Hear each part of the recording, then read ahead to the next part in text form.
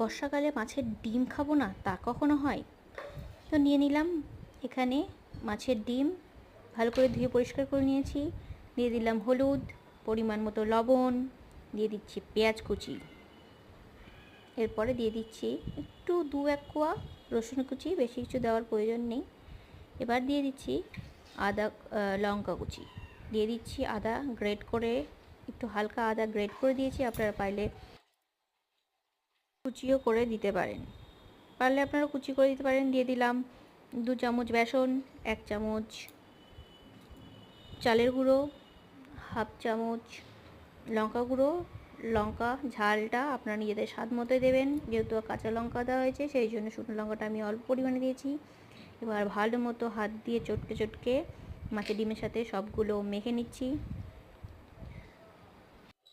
খুব ভালো করে চটকে চটকে মেখে নিতে হবে।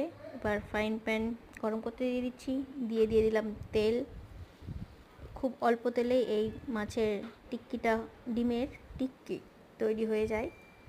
তো দিয়ে দিচ্ছি আস্তে আস্তে করে মাছের ডিমগুলো।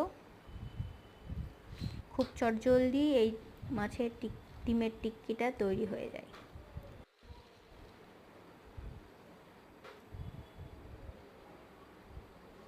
সবগুলো মাছের ডিম আমি দিয়ে দিলাম। এবার এক পিসটা হয়ে গেলে উল্টে অপর পিসটাও ভেজে নেব।